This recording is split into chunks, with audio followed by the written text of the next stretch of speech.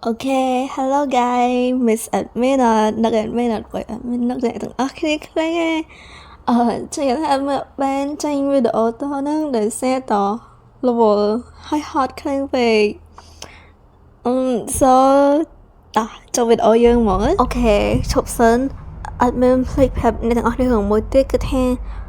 admin បែរជាផុសរឿងនេះ12 3ភាគទៀតឲ្យអ្នកទាំងគ្នាដឹងសិនថា admin ផុសនឹងផុសភាគក្រោយៗទៀតនៅ channel មួយនេះទៀតរបស់ admin ដោយសារដល់ channel នេះគឺថាមានបញ្ហា admin ហត់លេ admin ទៀតអីចាអើយតោះសិហឺអ្នកទាំងអស់គ្នានៅចាំថាមានរឿងអីកើតឡើងកាលពីភាគមុនត្រូវអត់គឺថាពេលហ្នឹងមិនចង់នេះហ្នឹងក្បត់ទៅលើ Sawan ដោយប្រាប់ទៅកាន់ក្រុមបពុរបស់គេនឹងថា Sawan ហ្នឹងមានសមត្ថភាពពិសេសអាចស្វែងរកមាសបានអញ្ចឹងហើយនៅភាគនេះគេបង្ហាញប្រាប់យើងថាដោយសារតរឿងនោះបានធ្វើឲ្យ Sawan ហ្នឹងត្រូវបានពួកដែលអ្នកនៅធ្វើការនៅមណ្ឌលកុមារកំព្រាហ្នឹងចាប់ Sawan ហ្នឹងមកឃុំខ្លួនហើយ Sawan ណាទាំងខឹងទាំងហត់ហើយត្រូវបានពួកអស់ហ្នឹងលក្ខណៈថាបងអត់អាហារទៀតអញ្ចឹងហើយ Sawan គាត់ឡើងអស់កម្លាំងហើយគាត់គេងទៅពេលនោះយើងស្រាប់តែឃើញដៃមួយបានមកកាន់ទៅលើមកប៉ះក្បាល Sawan ហើយនៅពេលហ្នឹង Sawan គាត់ក៏បានក្រោកនៅពេលគាត់បានក្រោកហ្នឹងក៏មានដៃមួយហ្នឹងខ្ទប់មាត់គាត់នៅពេលដែលគាត់ងាកទៅមើលហ្នឹងគឺគាត់បានឃើញមនុស្ស2នាក់ដែលថាផងមកយកគាត់ទៅចិញ្ចឹមហ្នឹងគឺនៅទីហ្នឹងប៉ុន្តែពួកគេគឺមើលទៅខុសប្លែកពីមុនអីអញ្ចឹងណាហើយតើម្នាក់ស្រីហ្នឹងក៏បានប្រាប់ទៅកាន់ Sawan ថាកុំឲ្យ Sawan ហ្នឹងបញ្ចេញសំឡេងអីដោយសារពួកគេហ្នឹងគឺជាប៉ូលីសOh my god ជាប៉ូលីសដូចឈប់ភ្លេចឈ្មោះហើយដូចយីហេងត្រូវអត់ភ្លេចឈ្មោះមែនតោះទៀតហើយគាត់ក៏ប្រាប់ទៅកាន់ Sawan ទៅថានៅក្នុងមណ្ឌលកុមារកំព្រានេះគឺមានបញ្ហាដែលធំខ្លាំងមែនតើចឹងហើយពួកគេនឹងនាំ Sawan ចាក់ចេញពីទីនេះអីចឹងទៅពេលហ្នឹង Sawan ក៏ធ្វើជាក្មេងល្អហើយក៏យល់ព្រមទៅធ្វើតាមពួកគេអីចឹងណាដោយសារតគូស្នេហ៍មកគូហ្នឹងមិនមកដើម្បីចិញ្ចឹមពួកគេមកចិញ្ចឹមយក Sawan ទៅចិញ្ចឹមឯប៉ុន្តែមកនេះគឺដើម្បីជួយសង្គ្រោះ Sawan ពេលហ្នឹងពួកគេទាំងពីរក៏នាំ Sawan រកកិច្ចហើយក៏ព្យាយាមប្រុងប្រយ័ត្នដោយទៅពួកគេប្រុងប្រយ័ត្នខ្លាំងមែនតើបន្ទាប់ពីឆ្លងកាត់ការលំបាកជាច្រើនហ្នឹងពួកគេក៏បានមកដល់ច្រកចេញហើយប៉ុន្តែពួកគេហ្នឹងក៏ត្រូវបាន Jonas ហ្នឹងរកឃើញហើយ Jonas ហ្នឹងគាត់ក៏បានយកកំភ្លើងហើយក៏បានមកបាញ់គំរាមទៅកាន់អ្នកទាំងអស់គ្នាហ្នឹងថាទៅប្រាប់អ្នកដែលនៅក្នុងហ្នឹងថាចាអ្នកទាំងអស់គ្នាមកលឿនឡើង Sawan ហ្នឹងបានព្យាយាមរត់គេចហើយ Sawan ណាគាត់ឡើងកាំងមកហើយទៅចុះនេះហ្នឹងក៏បានប្រាប់ថា Sawan ហ្នឹងអត់អាចទៅណាបានចាក់ចេញទៅណាបាននោះទេពេលហ្នឹងម្នាក់ស្រីហ្នឹងក៏បានបាញ់ទៅកាន់ Jonas ហើយអ្នកនៅក្នុងមណ្ឌលកុមារកំព្រានឹងផ្សេងទៀតហ្នឹងក៏បានព្យាយាមរត់មកខាងក្រោមដើម្បីតាមចាប់អ្នកទាំងអស់ហ្នឹងទាំងគូស្នេហ៍ហ្នឹងហើយនឹង Sawan ហ្នឹងចឹងណាចាម្នាក់ស្រីហ្នឹងក៏បានប្រាប់ទៅថាពួកគេត្រូវបានគេចាប់បានហើយចឹងហើយឆាប់ទៅលឿនទៅប៉ុន្តែនៅពេលដែលពួកគេចេញមកហ្នឹងគឺថាឃើញនៅខាងមុខហ្នឹងសិតតែពួកក្រុមជនពីលហ្នឹងហ្មងមើលទៅម្នាក់ដែលជាដូចជាបងធំគេហ្នឹងក៏បានប្រាប់ទៅថាសម្រាប់ក្មេងៗទាំងអស់ហើយសម្រាប់ធ្វើឲ្យក្មេងៗទាំងអស់ហ្នឹងស្កាត់មាត់ទៅហើយក៏សម្រាប់មនុស្សធំទាំងអស់ពេលហ្នឹងម្នាក់ស្រីហ្នឹងក៏បានប្រាប់ក៏បាននិយាយទៅវិញទៅថាដូចជាគាត់ទឿទុកមែនគឺថាបណ្ដោះកុមារកំព្រានេះគឺជាកន្លែងសម្រាប់ជួញដូររបស់ពួកក្រុមDracula អញ្ចឹងហើយក៏បានប្រាប់ឲ្យ Sawan ហ្នឹងនៅក្បែរពួកគេទៅចាំពួកគេអ្នកការពារពេលហ្នឹងក៏មានសង្គ្រាមបាញ់កំភ្លើងឡើងមកហើយក៏មានផ្ទុះអីចឹងទៅ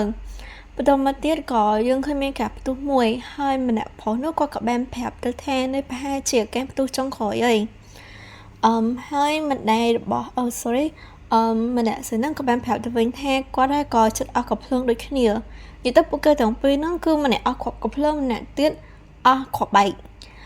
បន្តមកទៀតទៅម្នាក់ស្រីហ្នឹងក៏បានប្រាប់ទៅកាន់ Sawan ថាឲ្យ Sawan ហ្នឹងរត់ទៅតាមផ្លូវហ្នឹងទៅហើយឲ្យគេហ្នឹងរត់រហូតទៅពួកគេហ្នឹងទៅតែ Sawan ហ្នឹងបានទៅដល់ជើងភ្នំ ហើយប្រាប់ប៉ូលីសនៅនឹងថាពួកគេហកបានផុសតាំងហើយប្រាប់ឲ្យពួកគេនឹងមកកាន់ទីនេះលឿនមកហើយនៅកន្លែងហ្នឹងឪពុកម្ដាយបង្កើតរបស់សាវ៉ាន់ហ្នឹងក៏ចាំនៅនឹងដូចគ្នាបន្តមកទៀតសាវ៉ាន់ក៏បានសួរទៅកាន់ពួកគេថាចុះអ្នកទាំងអស់គ្នាមកអត់មកជាមួយនឹងគេអញ្ចឹងម្នាក់ហ្នឹងក៏បានប្រាប់ទៅសាវ៉ាន់វិញថាសាវ៉ាន់ទៅពួកគេនឹងទៅតាមពីក្រោយហើយទាំងពីរហ្នឹងក៏ជួយបាញ់ការពារឲ្យសាវ៉ាន់ហ្នឹងរត់ចេញទៅបានអញ្ចឹងហើយសាវ៉ាន់ក៏អត់មានជម្រើសដែរមានតែរត់គេចនៅពេលហ្នឹងគាត់ក៏បានងាកក្រោយទៅមើលគូស្នេហ៍ដែលបានជួយគាត់ហ្នឹងគឺថានិយាយទៅព័ទ្ធជុំវិញដោយឃាតករហ្មងបន្តមកទៀតសាវ៉ាន់គាត់ក៏เลยហ៊ានងាកមើលក្រោយទៀតហើយគាត់តាំងចិត្តហើយថាគាត់នឹងធ្វើតាមការនិយាយរបស់គេអីអញ្ចឹងណាហើយសាវ៉ាន់គាត់ក៏ចង់ឆាប់ទៅជួបនឹងឪពុកម្ដាយបង្កើតរបស់គាត់ដូចគ្នាពេលហ្នឹងសាវ៉ាន់ខំផងរត់រហូតដល់សាវ៉ាន់ហ្នឹងទៅដល់កន្លែងជុំខ្ញុំនឹងក៏បានឃើញប៉ូលីសនៅនឹងមែនហើយទៅដោយយកទៅសំដៅសាវ៉ាន់ក៏ប្រើប្រាស់កម្លាំងទាំងអស់របស់គាត់ដែលនៅសល់ចុងក្រោយហ្នឹងក៏បានស្រែកទៅថាផុសតាំងពួកគេបានប្រាប់ថាពួកគេទទួលបានផុសតាំងហើយអញ្ចឹងហើយឆាប់ឡើងទៅលើភ្នំចឹងឲ្យលឿនទៅបន្តមកទៀតប៉ូលីសទាំងអស់ហ្នឹងក៏ចាប់ដើមបញ្ជាឲ្យពួកគេហ្នឹងឡើងទៅលើភ្នំវិញចឹងទៅប៉ូលីសហ្នឹងយើងដឹងឲ្យថាគាត់ហ្នឹងគឺជាមនុស្សដែលបច្ចុប្បន្នយីហេហើយនឹងយូសិនហ្នឹងគាត់កំពុងតសួរទៅកាន់ប៉ូលីសនៅដើម្បីដងព័ត៌មានអីចឹងណាពេលហ្នឹងម្នាក់ហ្នឹងមេបញ្ជាការហ្នឹងក៏បានប្រាប់ទៅកាន់សាវ៉ាន់ថាឥឡូវហ្នឹងសាវ៉ាន់មានសុខភាពហើយសាវ៉ាន់ក៏បានសួរទៅកាន់មេបញ្ជាការហ្នឹងទៅថាចុះឪពុកម្ដាយរបស់គាត់តែឪពុកម្ដាយរបស់គាត់ហ្នឹងនៅទីណាពួកអីគូស្នេហ៍ទាំងពីរនៅលើមិញហ្នឹងប្រាប់ថាឪពុកម្ដាយបង្កើតរបស់ពួកគេហ្នឹងគឺនឹងនៅចាំពួកគេនៅទីនេះពេលហ្នឹងប៉ូលីសដែលនៅកន្លែងហ្នឹងក៏បានប្រាប់ទៅកាន់សាវ៉ាន់វិញទៅថាមិននៅគូស្នេហ៍ទាំងពីរអ្នកបានទៅជួយសាវ៉ាន់ហ្នឹងគឺជាឪពុកម្ដាយពិតប្រាកដរបស់សាវ៉ាន់ហើយពួកគេនឹងខំប្រឹងដើររកសាវ៉ាន់ជាច្រើនឆ្នាំហើយទៅរកសាវ៉ាន់ឃើញសាវ៉ាន់លើហើយគាត់ឡើងតក់ស្លុតហើយទៅគាត់ក៏បាននៅឃើញនៅពេលដែលសាវ៉ាន់ហ្នឹងទៅឃើញមុខពួកគាត់លើកដំបូងណានៅពេលដែលពួកគេបានអោបសាវ៉ាន់ជាមួយនឹងរាងកាយដែលញ័ររបស់ពួកគេហ្នឹងណានៅក្នុងរយៈពេលប្រហែលវិនាទីហ្នឹងគាត់មានអារម្មណ៍ថាកក់ក្ដៅនិយាយទៅទទួលបានអារម្មណ៍កក់ក្ដៅដែលគាត់អត់ធ្លាប់មានរាប់ឆ្នាំមកហើយហ្នឹងអីចឹងណាពេលហ្នឹងសាវ៉ាន់លើហើយគាត់ក៏បាននិយាយទៅថាគាត់ចង់ទៅរកពួកគេវិញគាត់យើងទៅជួបឪពុកម្ដាយហើយតើបានទៅនៅមួយគ្នាស្រួលផងហើយឪពុកម្ដាយទៅស្លាប់ហើយទៅមេបញ្ជាការហ្នឹងក៏បានខាត់សាវ៉ាន់ខែកុំឲ្យសាវ៉ាន់ទៅអីព្រោះវាគ្រោះថ្នាក់ខ្លាំងឯងពេលហ្នឹងនៅខាងកន្លែងសាវ៉ាន់ឃើញមានការបន្ទោសមួយនៅកន្លែងលើភ្នំហ្នឹងហ្មងហើយទៅសាវ៉ាន់នៅគ្នាឡើងស្រែកយំយកហ្មងពេលនេះក៏មកផ្ទះរឿងក្បែរមកមើលទីស្នាក់ការរបស់ខាងប៉ូលីសហ្នឹងវិញជាអ្នកថាអ្នកអត់បន្តបានលើរឿងរបស់សាវ៉ាន់កាពីទុយហើយមានអារម្មណ៍មិនដែរយំអត់maybe អត់យំអីគេបាត់អត់មានអារម្មណ៍ថាចង់ so sad អូខេដល់ស្អីក៏យើងវិញចាហើយពេលហ្នឹងក៏គេធ្វើរបាយការណ៍ប្រាប់ទៅកាន់មេរបស់គេទៅថាអង្គការរបស់ Tranquility ហ្នឹងគឺជាអង្គការដែលពាក់ព័ន្ធជាមួយនឹងអំពើឧក្រិដ្ឋកម្មនិយាយទៅវាជាអង្គការមួយដែលពាក់ព័ន្ធជាមួយនឹងការជួញដូរមនុស្សហើយនឹងការដោះដូរគ្រឿងក្នុងហើយនៅបែបនៅក្នុង dark web អីអញ្ចឹងណាហើយទៅក៏បានបន្តនិយាយទៀតថាពួកគេហ្នឹងគឺកំពុងតែនិយាយទៅនិយាយមកនៅពីខាងមុខវាជាមណ្ឌលកុមារកំព្រាប៉ុន្តែតាមពិតហ្នឹងមិនមែនជាមណ្ឌលកុមារកំព្រាគឺពួកគេបានចាប់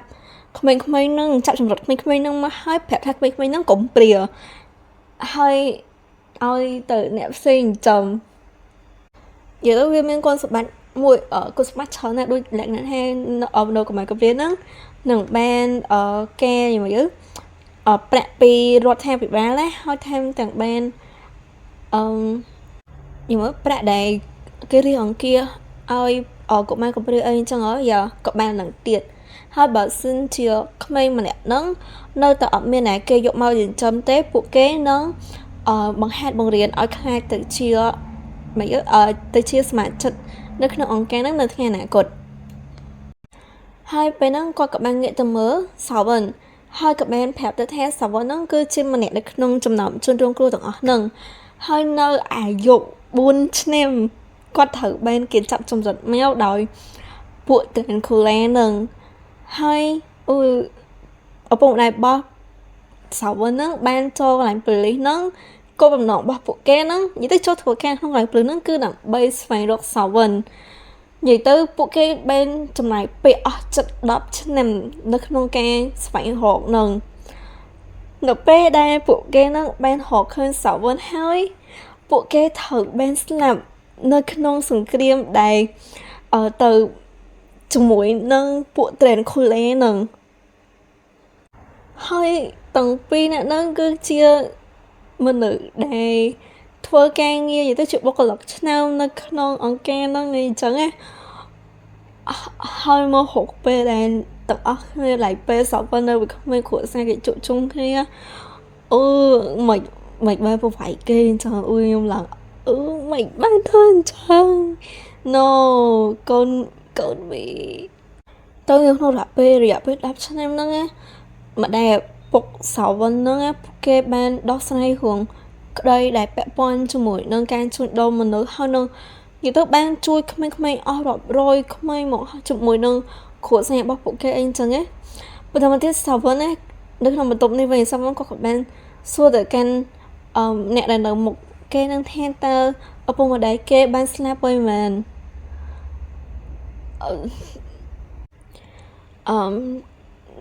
ហើយមនុស្សដែលសាវិនកំពុងសួរហ្នឹងគឺមិនពុំដែររបស់គេទេគឺ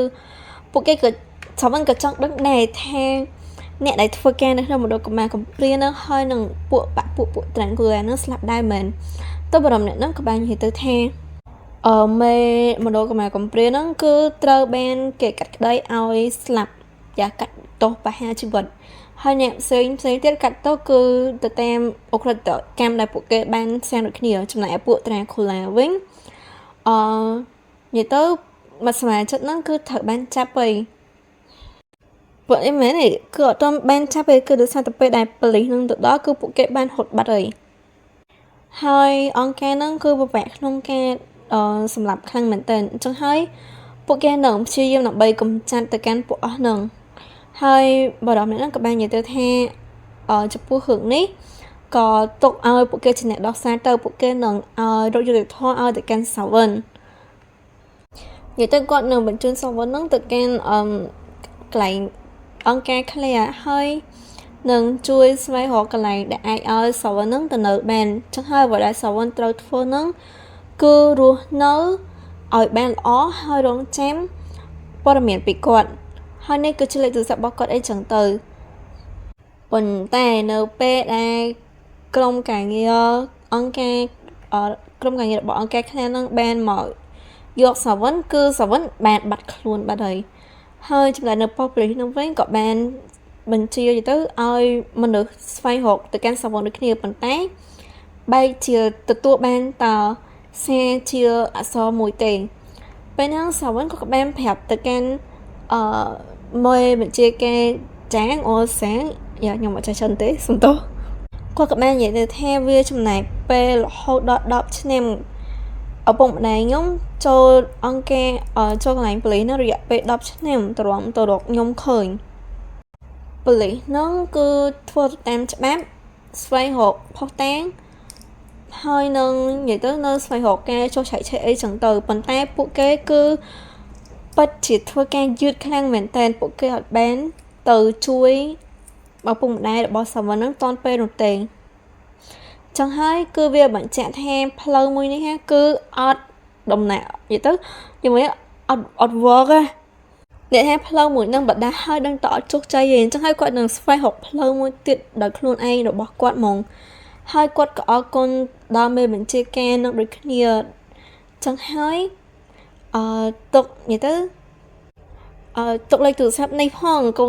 ដូរលេខអីចាំខ្ញុំតាក់ទងយ៉ាហើយនៅ2ឆ្នាំក្រោយមកទៀតនិយាយទៅសាវ៉ាហ្នឹងគឺដោយសារតគាត់មានរាយកាយរបស់គាត់ហ្នឹងគឺពិសេសហើយថែមទាំងគាត់ហ្នឹងមានសមត្ថភាពអាចព្យាបាលខ្លួនឯងបានទៀតយល់ដឹងសមត្ថភាពពិសេសរបស់សាវ៉ាហ្នឹងគឺស្វែងរកមាសដោយខ្លួនឯងហើយគាត់ថែមទាំងអាចយ៉ាព្យាបាលខ្លួនឯងចឹងហើយធ្វើឲ្យគាត់អាចសម្របខ្លួននៅនិយាយមើលផ្លូវកັບចាក់ឡៃពិភពលោកពុំមិនឲ្យកាប់ចាក់ឡៃគ្នាអីចឹងណាហើយថែមទាំងសាវ៉ាហ្នឹងមានជំនាញជាច្រើនមុននឹងគាត់នឹងចាប់ដើមចូលទៅទាំង black market យ៉ាផ្សេងគងឹតនិយាយទៅគាត់ដោះដូរព័ត៌មានហើយបានខ្លាយទៅជាមនុស្សម្នាក់ដែលយ៉ាងម៉េចសង្ខេបនៅក្នុង dark web មនុស្សដែលគេស្គាល់ច្រើនក្នុង dark web អីចឹងណា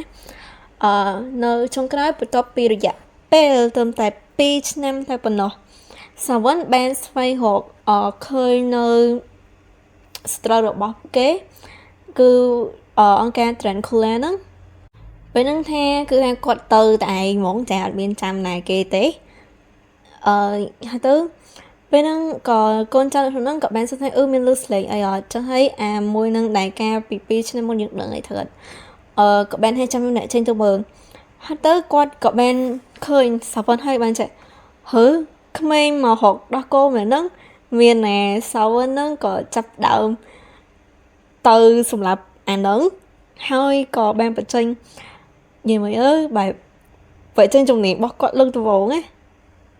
គឺនៅក្នុងរយៈពេលតែមួយយប់ហ្នឹងឯងសាវ៉ាន់បានកំចាត់ពួក Trancula ហ្នឹងហើយសងសឹកទៅកាន់ឪពុកម្ដាយរបស់គេចង់និយាយថាភាគនេះអែមខ្លាំងមែនតើធ្វើចង់ថាមើលឲ្យគេជួបគ្នាចឹងអូខេអ្នកនរសរឿងក៏ចាប់ធម្មតាដូចគ្នាហើយបើអ្នកនរចង់ support admin អី nick short admin អូខេ thank you អ្នកនរ bye bye